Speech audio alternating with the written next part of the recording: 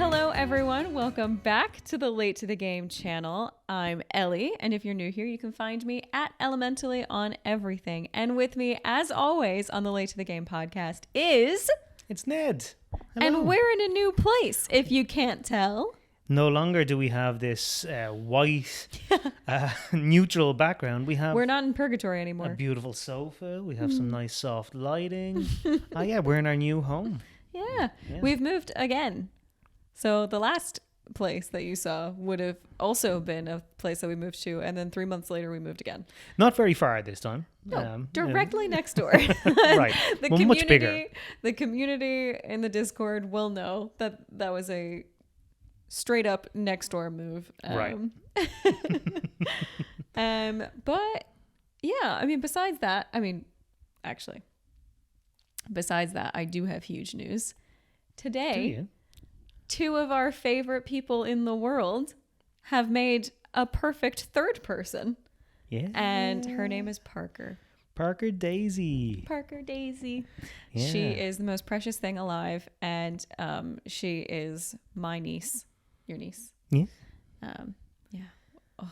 We can't wait to meet her. It's quite a distance. Yeah. It's about quite a distance for us. 3,000 miles. Yeah, but we'll make it happen. Yeah. And I was just saying to Ellie earlier on that we live in this world now where, we can look forward to a future of playing games with her online. Yeah. And her dad is really into games as well. And so her mom's getting there too. Her mom plays a lot of games, actually. So it's a different world where you're able to have that sort of relationship. When I've been traveling internationally for work, being able to play Fortnite with the kids, it's great. Yeah. So Parker Daisy, in however many years you're watching this, we love you. This is a shout out to you. And she wasn't late to the game. She was early. she was early. She was a few days early, but then she took her sweet old time. Right. But besides those life-changing news, just a few small updates for our lives. Yeah. But besides that, what have you been playing?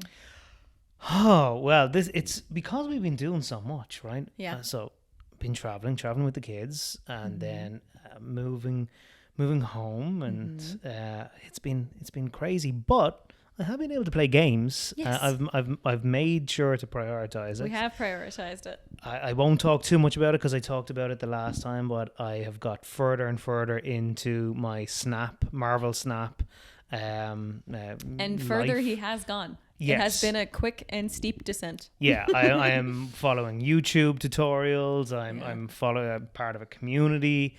It's been great. It is such a good game. It is a really excellent game. But you said you're not going to talk about Marvel Snap. No, that's it. I'm done. So what have you been playing? Apart from that, so I downloaded Lawnmower Simulator. Oh, that's what you're starting with. Okay. Oh, I think so. Yeah. I mean, it's something different. It's a game that's been out for quite a while. This also, we should say, I have been for whatever reason, I'm sure everyone here understands this or has a version of this for themselves where they for whatever reason, it can be a cheap purchase, but they're like, I cannot commit to that. I can't do that because for whatever reason, I can't validate that in my head. Power Wash Simulator looks so pleasing. It's like $25 on the PlayStation Store. I just won't do it for some reason. I won't pull the plug because I feel like eventually it will be free. It feels like it's going to be a free game. It will eventually be on PS and that's Plus. That's why I'm playing Lawnmower Simulator right now. It's on PS Plus. So that was the compromise.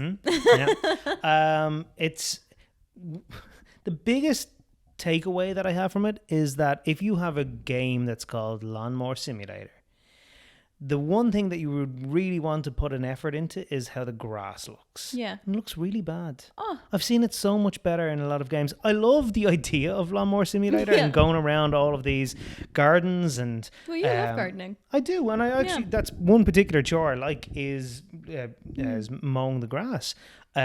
But the grass physics and the grass physics. Yeah, we have totally water fair. physics and there are grass physics, yeah. right? It just doesn't look great. Yeah, which I was a little bit disappointed about. But Faye's been playing with me. Faye's 10 years of age, and she's been enjoying playing Lawnmower Simulator too. For anyone who isn't aware, Faye is our daughter. Yes. She's not just like a 10-year-old that Ned plays with. I think that's worth clarifying in case for anyone that's new to the community. But that's been pretty fun. Yeah. I've completed about 5 or 6 different contracts, but the contracts are long. Yeah. It takes 25 to 30 minutes to complete like some of the more basic contracts. So Yeah. these can be like pretty in-depth contracts that you're playing. Eventually the goal is to have AI employees that will go and do it as well, so that you take over the city as a landscaper. So a landscaper, like mafia boss. yeah, I think I'll play a little bit more of it. It's a great podcast game. Oh, like if you want to like listen to a podcast, but you need to have your focus on something like I do. Everyone in the audience. Yeah, Lawnmower Simulator, great podcast game. Yeah, so that's been pretty good. But the other game that I've been playing a lot lately, it's starting to come into the fall. I start at this time of year. I always want to start looking at like spookier games, or maybe not even spooky, but just like the vibe, the ambiance, for sure, a bit of the chill in the air. Well, Alan Wake 2 is coming out later on this year, right. So I wanted to get into Alan Wake, the first game, because but it's the never remastered one. The remastered one, yeah. It came out in 2010. Right. Very much a 2010 game in so many ways. Yeah, we were originally planning to play that game together, and I couldn't for whatever reason. And then I watched Ned play some of it, and I will tell you what, I'm very glad I'm not playing this game. It looks like no fun to me. There's been a few moments where I thought that I was coming to the end of my playthrough of this particular game. I managed to get through those moments, and because I was on the other line. There's enough in this game to cheats. keep me hooked, though. Like even for a 2010 game, you can see it has the DNA of Control and hopefully the Alan Wake 2. There's something really fascinating about the world that they build. The combat is hard. It's not that it's hard, it's just it's 2010 frustrating. It's clunky.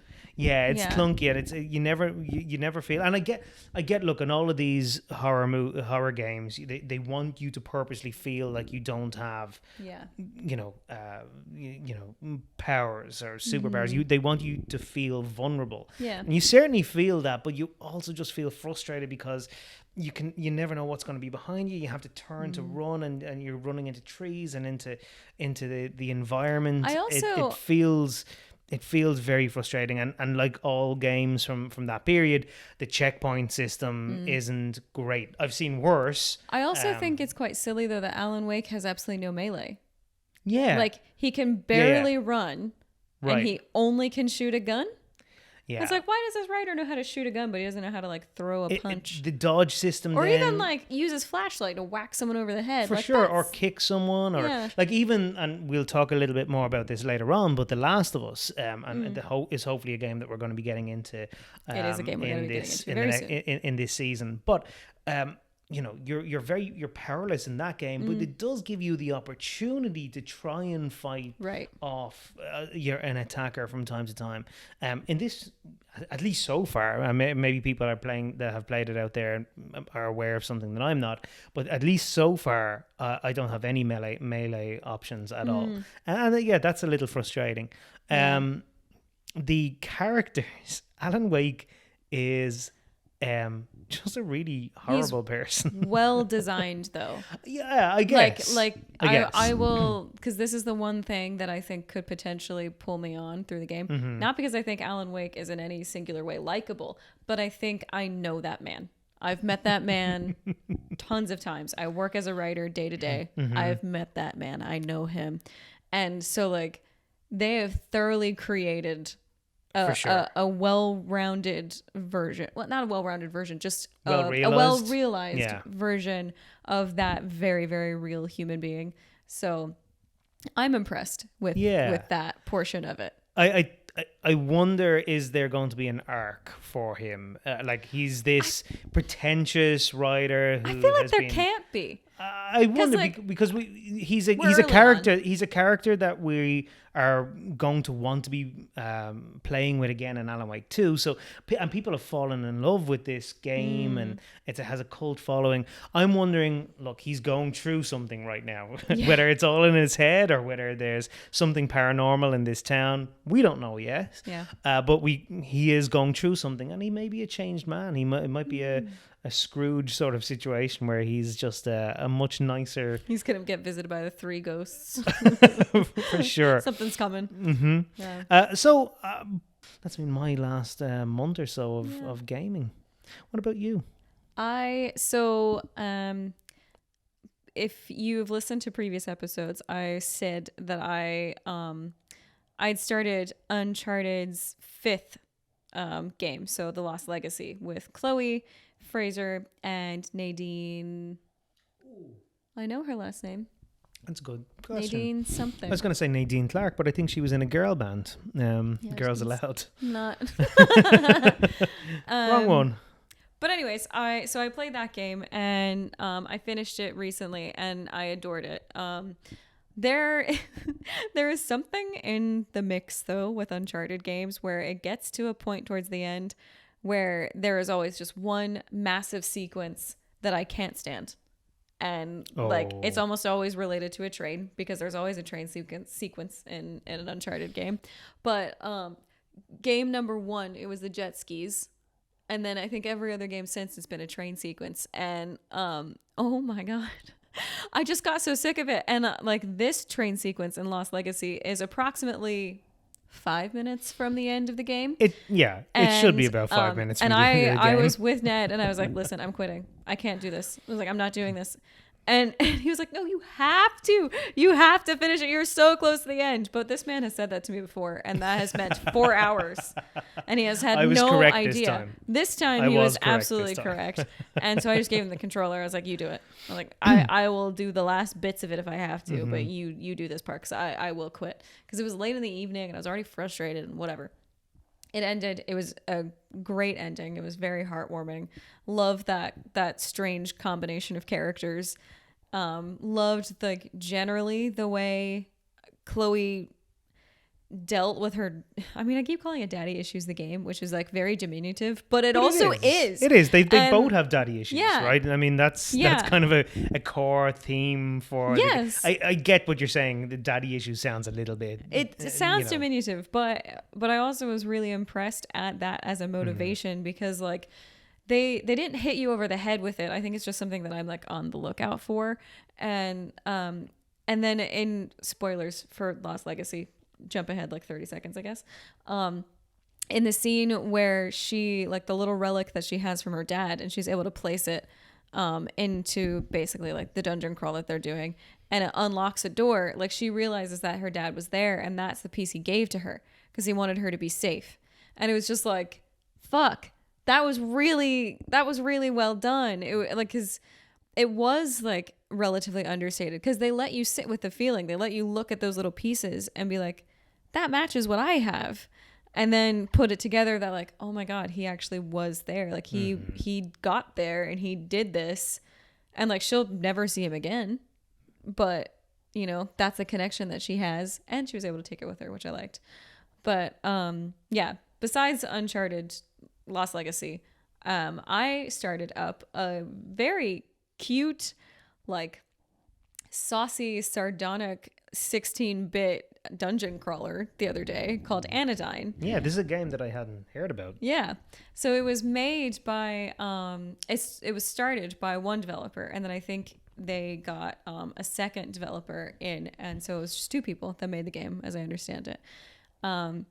It is in the style of 16-bit, but it's definitely a newer game. Mm-hmm. So it has like a bit of the Stardew Valley flavor, where it's like very sardonic, like it's very sarcastic and like in points existential, which I really like a lot. And the environments are very clever, because one of the things that I enjoy about older games, or older looking games, is like the dungeon crawler aspect of it. But older games are harsh and unrelenting. For sure. Whereas this, I mean, we were just talking about a game that only came from 2010, and Yeah. you know, it's relentless. exactly.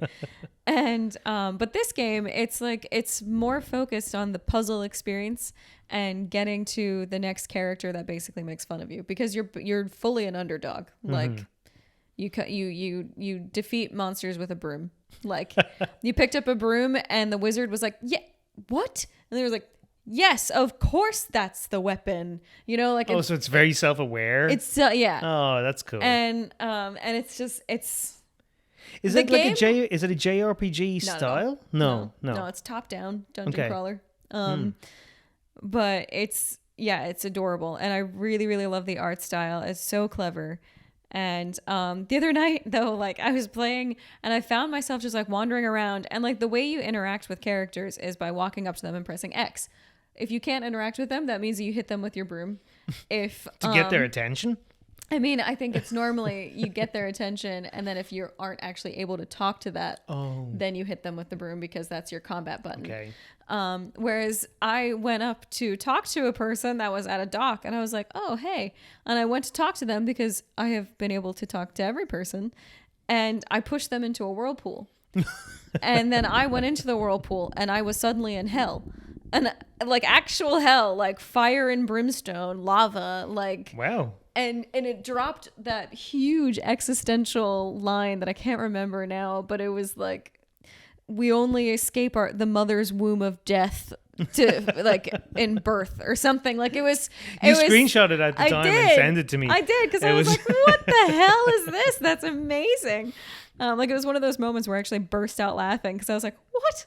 Like Yeah. I didn't expect to find myself in this world, let alone like this weird little, I don't know, actually hellish realization. But yeah, so Anodyne is the newer thing. So that is this a game you're dabbling in? Do you think it's something that you'll keep playing? I feel like it's something I'll finish, because it seems like I mean, that's a big statement these days. well, it seems small. So it seems Okay. like it's like puzzly, and it's small, and it's got like really witty writing. Like it's very me. And it seems like I've already accomplished 1/3 of it. Like Right. it seems like it's a short experience. And if it's made by two people, I wouldn't be surprised if it is, you know, a short, chunky experience. Cool. But yeah, so would highly recommend Anodyne to anyone. I think I got it for free on PlayStation Plus Extra. So if you have that subscription, definitely go for it. Yeah, I mean, that's where we're playing most of our games at the moment, Yeah. is PS Plus. That's the best way to do it. Alan Wake and Lawnmower Simulator are both the same. So, so All 10 out of 10 games. for sure. Want to get on to our main topic then Yes. for today. We were chatting a little bit about this, and it came from me playing Alan Wake, actually. Yeah. Because we started talking about the studio that made Alan Wake also made a game called Control. And for anyone that hasn't played Control out there, it's a great game. Came out about 4 or 5 years ago. Yeah, it's relatively recent. A studio in Finland. I can't remember the name of the studio. Remedy Entertainment, Yes, I think? correct. And based out of Finland. And we started talking about you know, the how much that studio had it developed since Alan Wake. Yeah. You know, you can see the DNA of Control in Alan Wake. Absolutely. But in every way they stepped forward. And then you said again, man, that's a game that just like really like the more I think about it, that really impacted me. And we came up with today's main topic, which is games that have stuck with us in hindsight. Yeah. Maybe games that, like, when we play through them, you know, it's just another game that we're playing through. It's a good game, Like or it's, you know, but that we've thought about it a lot since. Yeah. Like, Control is like very much one of those for you. 100% is one of those for me. And if you're interested, dear viewer, you can find my entire playthrough on this channel. But yeah, Control is like, I wouldn't call it a slow burn, because I think it's pretty fantastic from the start, and it's compelling and it's fun to play. And once you get past like the hurdles of the combat again, and like the combat system itself is brilliant in that game. But once you get past those hurdles, it's like, wow, this is great. This is really fun. It's got great music. It's really puzzly. It's really compelling. Like the data drops are so interesting. But then like coming away from it, I don't even know when I finished that, but it's been a while since I finished it. And like, I bring it up all the time. Yeah. Like, it is a game that I am continually impressed by and hold as a benchmark for high quality narrative design and high quality like Combat. elements across the whole Combat board. in it is fantastic. I've never So felt more good. like a Jedi Yeah. than in that game. Yeah. I it came out around the same time as Jedi Fallen Order.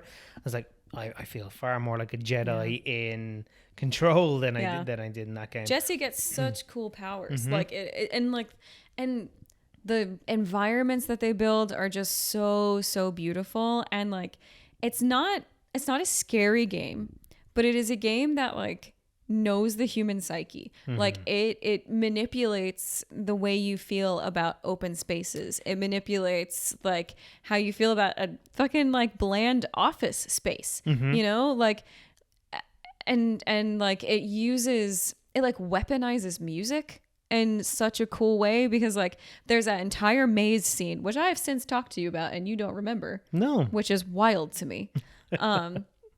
Because I feel like most people, when you play this game, like that's the thing that you would remember. It is a wild scene. It is so cool. Or like not scene, but like combat arena basically. But it's all like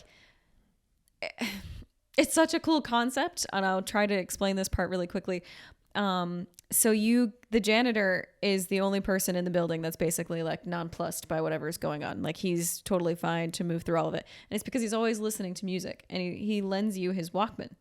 And so you put on, and he's always listening to like opera and stuff, but it's like rock music for you. Cool. And so there's this section of the old house that is like meant to be a hotel, but when you walk through it, it like folds in polygons, and so every way that you go, like it is a maze where you can't backtrack. And you just eventually find yourself out in the hallway. But then once you get his music, you're suddenly able to just go through and find the right paths, and then you're just like in combat in different scenarios, but it is perfectly timed to the music. And it is so impactful and powerful, and like again, it's weaponizing the music. Like it pumps you up, but it also like it can make you stupid. You know, it makes you make mistakes, and So like the combat in Control is insane, and then I just like I think it's one of the best ways that I've had like narrative data drops. All of those. And you've got all those videos that are played then as Yes. well, talking about the scientist Yeah. that is like trying to figure out what this space Yeah. is. Loved watching What all these of anomalies those. are. Yeah. And learning his story and the arc that he went through prior Yeah. to Jesse getting to the old house. It's stylishly one of the So stylish. I mean, because it all ties. We've talked about this a little bit before, where you've got studios that we're not sure if the departments are all talking to each other. Yes. Final Fantasy 16. We're looking Is at you. the one that we're in right now. Control. Everybody is talking to each other. It is perfectly the music in tune with fits itself. Fits with the combat. The combat fits with the environment. the narrative and the environment. And the only thing I found about that game was the map system was really Oh, poor. the map is harrowing. You don't even like, dear viewer, you don't even understand how many like minutes upon minutes of footage I deleted of myself when putting together my playthrough on the channel, because I was like, no one needs to see me getting lost for 5 minutes at a time. Like, Right. But it's like, I'll tell you this, for anyone who is compelled to play Control now, and you haven't before, the map system is hard because it layers, but doesn't tell you topographically that it has layered. Yeah. So you just have to have your wits about you, basically. Yeah. I mean, the environments are so well designed, though. You can learn your way around. And there's also, there are Yeah. useful signs. Like, it is signposted Yes. the way like a business would be, or the way an office would be, Yeah. which is also really fucking clever that you can just use the environment to navigate.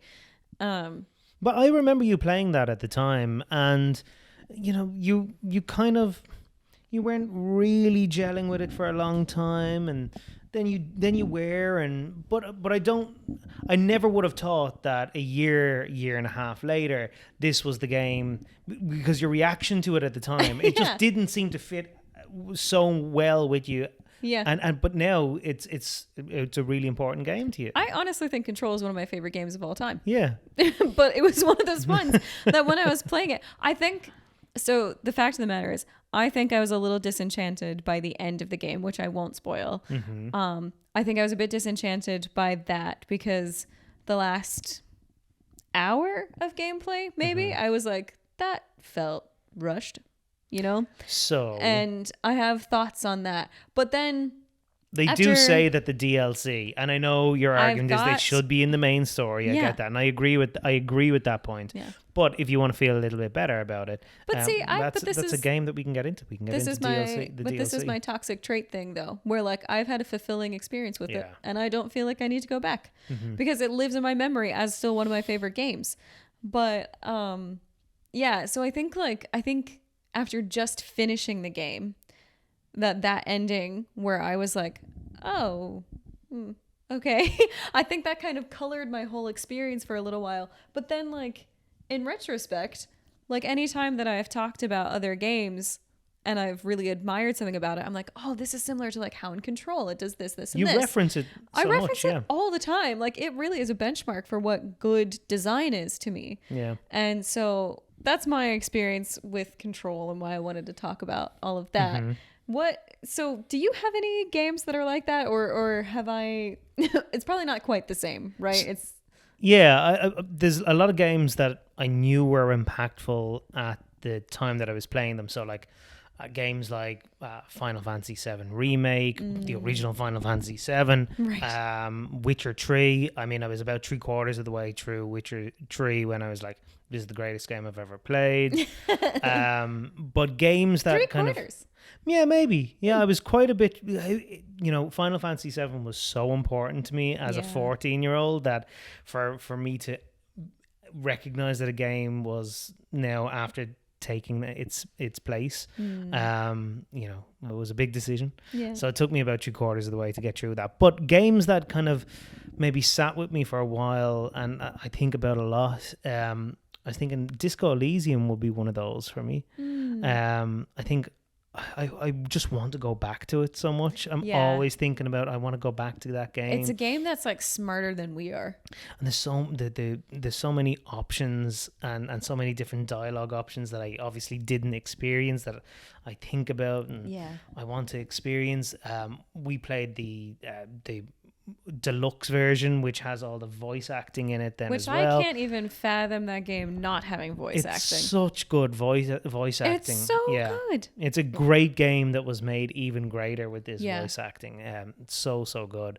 So Disco Elysium is definitely a game that I think is impactful in hindsight. Yeah. To me, I think I knew at the time that it was a great game too, but I've played great games that don't stick with me like that one did. So would love to play that. Can't wait to see what that studio does next. Disco Elysium 2. No. Whether we get We that don't same. need to see Harry again. Yeah, I think Harry's story is done. Yeah. But the other game that I think is going to stick with me for a long time is actually another office building, like Control. And What it's does that say about us? yeah, maybe Challenging mundanity. we don't like working in offices. Is the Stanley Parable? Oh, I so good. absolutely love that game. What a wild game. And there's comparisons, right, with Control. Yeah. Some of the style. Just wild anomalies and like Yeah. uncontrollable aspects to all of this. It's A narrator you don't know if you can trust. right, for sure. Mm-hmm. Absolutely. there's so many ways to play. I think I played through every variable in the space of a couple of weekends on that game. I just wanted to see. You hyper fixated hard on that game. I really did. I wanted to see every option, and I think probably a lot of players do it too. You get the option. So for anyone that hasn't played the game, there is a narrator that it's a first-person game. You're walking through and the an narrator office is environment. so good. Narrator, I forget his main name, his name, but he kind of sounds a little bit like Stephen Fry. Yeah, and he's kind of directing you as where you should be going. Well, he tries to fully direct but you. you can choose so you have free will. Stanley walked through the door and turned left, and you can just choose to turn right, and he'll change his based on your actions for sure. And he gets super existential about why does he exist as a narrator in this space if you're going to challenge every man. It's really, really excellent. There's one moment. It's in the DLC for the game, and again, spoilers for anyone that wants to experience these moments themselves, and highly, highly, highly recommend that you do. I think even with the spoilers, I still recommend it for sure. Yeah. There's one moment that really, really stuck with me in the DLC in particular. You go into this museum to Stanley Parable, right? So good. And there's an area with called the Infinite Hole. And you go to this infinite hole, and you jump in, and there's a moment where you're being brought down on sort of an elevator, and you're able to change the music and the shape of Stanley's head. I don't think you are on an elevator. I think the premise of it is that it's an infinite hole, so you just jumped in it to test if it's infinite. It becomes what I found it became a real trance, because you were able to change up the pulse and the music and the way that Stanley looked. It was the first time. It's the only time I think in the game where you actually see Stanley from a third party. And because it's so it's not particularly innovative, but you're messing around with the controls, and you're getting into the music, and you're changing the way he looks, and then all of a sudden you're snapped out of it, and the narrator's like, "What are you doing?" Yeah, no, because we got invested in that for a long time, for sure, and you got to explore it a lot, and the game was just like, "We'll just let you do this." I felt that particular moment was one of these times where a game got me to experience the insanity that the character was going through. I questioned why did that hook me? Why did that moment have me? Because they gave you so many prompts. Yeah, you were able to change the music, you were able to change the lighting and all this stuff, and you just got really into being I'm gonna experiment here. This is my new life. I think that's that was really impactful for me, because I identified with that character so much at that moment. I want to see games do that more, where me as the player sitting here on the couch is experiencing that same emotion that player is, and Stanley at that moment is experiencing a moment of insanity, and actually the narrator made me realize I'm kind of having that same experience. It's really good, and there's other moments throughout the entire game that I can see other games copying it moving forward. Not in terms of the fourth wall breaking the whole time, but just trying to get players to try out different ways of playing, and to and the real tongue in cheek, the way the whole thing is written. Yeah, that's that pithy kind of commentary, and that self-awareness is something that kind of changed the industry in a lot of ways, I think. I mean, maybe that's a really grand statement, but no, for sure. I mean, part of it. I was talking a few episodes back about Call of Duty Black Ops 2. Yeah. And there's a moment that is just absolutely Stanley Parable. I mean, there's no way that the players weren't, that the developers weren't inspired by Stanley Parable. For those of you that haven't got towards the end of that game, there is a moment where you realize that you've been brainwashed. Yes, your character has been brainwashed, and so you're trying to get into your own memories to figure out who you are and where you came from, what your real history is.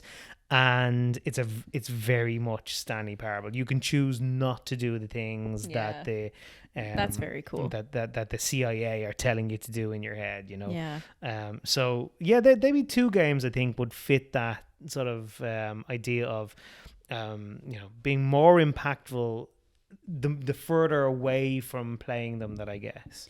So I got another one for myself, and I don't know if I'm allowed to count it because I didn't finish this game, but I'm going to say it anyways. Little Nightmares. I think that is a stunning specimen of a game, and it is one that has stuck with me for like a couple years now.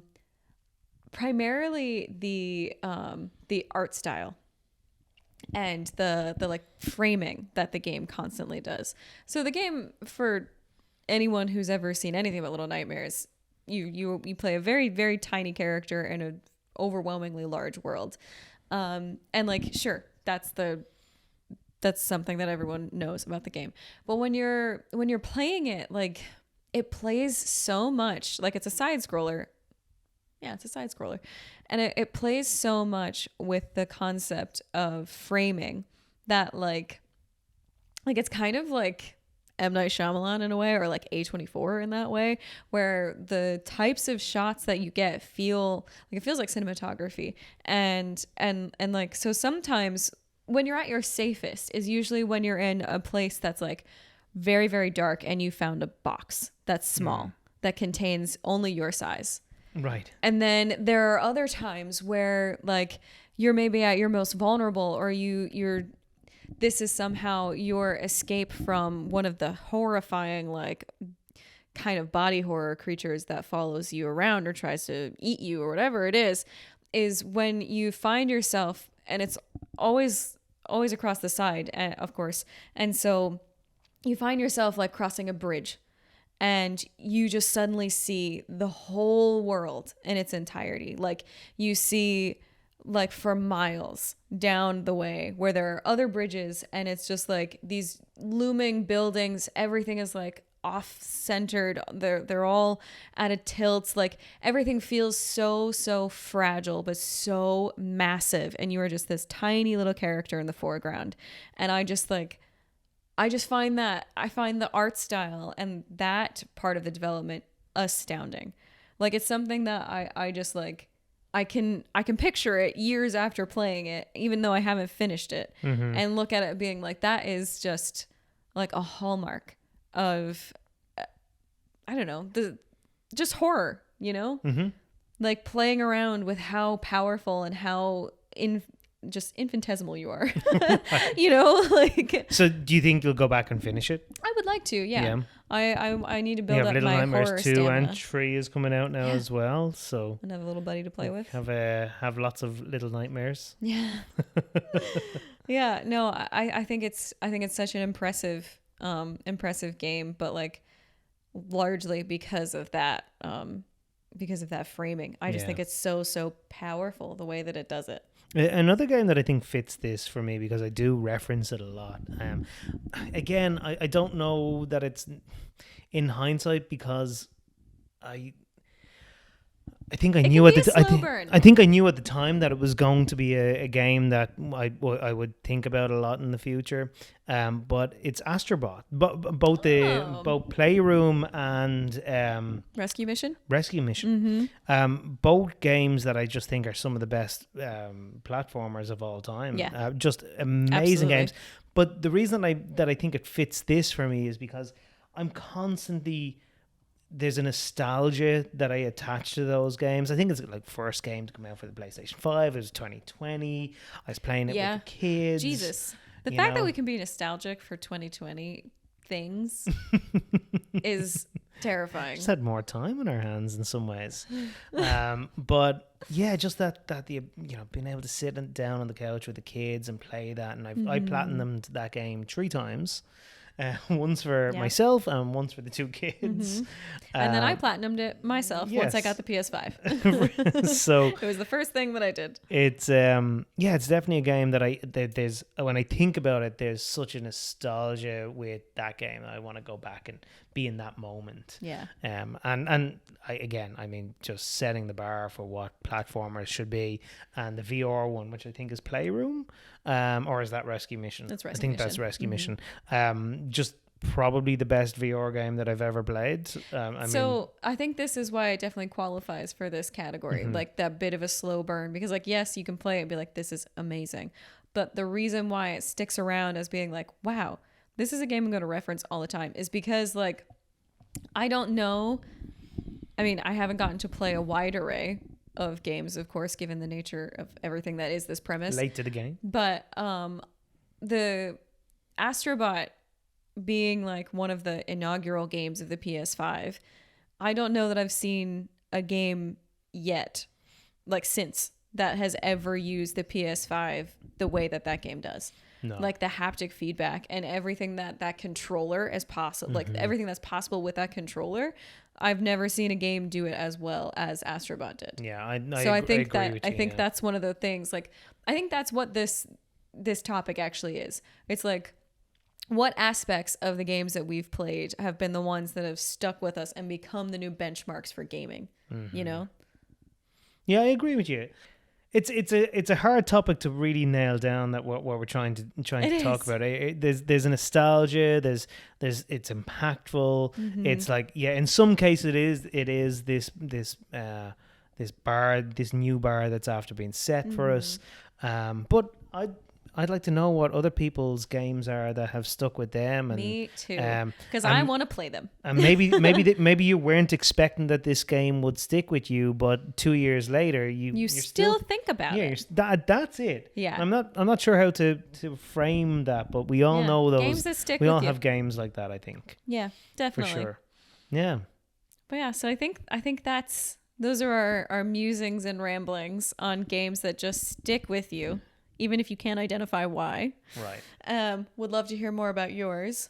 But before we go, what are some things that you've been into, or that we've been into? Well, we had a promise that at some point in the future, that we would introduce each other to two of our favorite shows. Oh, yeah. Ellie was going to introduce me to Doctor Who. Correct. We haven't started that one yet. Not yet, but that's because we have started down another huge path. Yes. They're big undertakings. I grew up being an absolutely massive Trekkie. My mom was a Trekkie and introduced me at a very young age to the original movies. That led me on to the original TV series, which obviously was made like 20 years before. And then Next Generation, Deep Space Nine, Voyager. I've watched it all many times. But I forgot how much I loved it. Yeah. I it's only recently that I remembered how much I loved it. I was excited when they announced Star Trek Discovery. I was disappointed when I watched it. But the best part about Discovery was Discovery Season 2 introduced the crew of Strange New Worlds, which is the original. If you haven't watched Star Trek, it's the original Enterprise crew, even before Kirk and Spock and so on. It's the prequel, and the very first pilot episode of Star Trek had Captain Pike, not Captain Kirk. And this whole series is about exploring who that is. Who is Captain Pike, and how did Spock come to be on the Enterprise? How did Uhura get onto the Enterprise? And it's so well done, and it's because it's a prequel.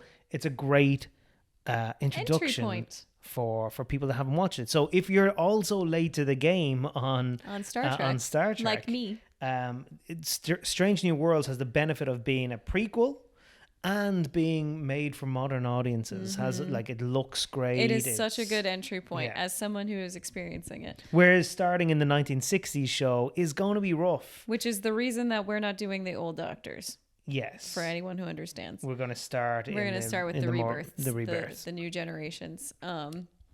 So Yeah. I love a good prequel for that reason. Mm. You know, if I was to start you into the 1960 show, I mean, there's the shows, they're great, and William Shatner is But see, so much more they're lovable than I think that people give him credit for. He's more charming, but he's charming in a male they're 1960s way, right? yeah, Yeah. they're only great for people who grew up with them, not seeing the grossness of certain things, Yeah.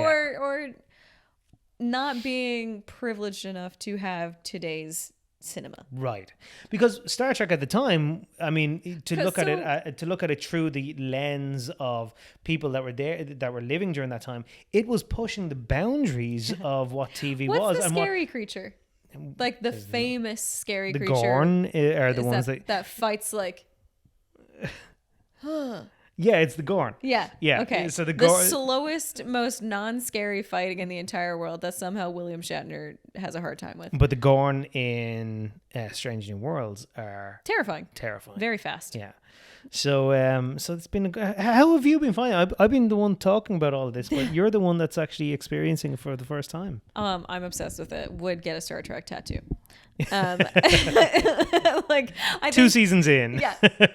Oh, we were 2 episodes in. You were talking about that tattoo. I was. It is because we were weeping on a plane Yes. and falling in love with our life to be. And We all drank of a the lot of wine on a long flight watching Yeah. Star Trek There and was- cried. There was Chardonnay involved. A lot of Chardonnay, copious amounts of Chardonnay.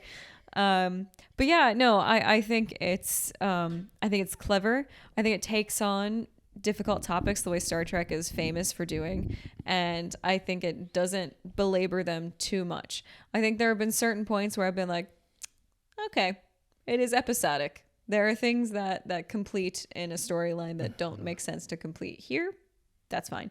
Like science fiction always makes those leaps. You know, they can throw out like streams of words, just spew terminology, and then everyone's like, wow, that's really smart. But then you sit and like dissect what they're saying, and they're like, that's nonsense. That's actual nonsense. or like, what, how, there's no way that could ever be that easy. I don't care how far in the future you are. There's no way that it's that easy, that kind of thing. But that's all sci-fi. So that's you say a few magic words, Yeah. and whether that's actual magic words in fantasy or whether it's magic sci-fi words, Yeah. science words.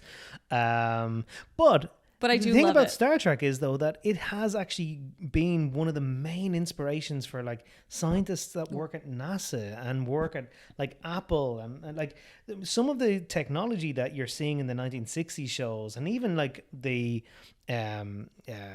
Next Generation, which was late 80s, early 90s.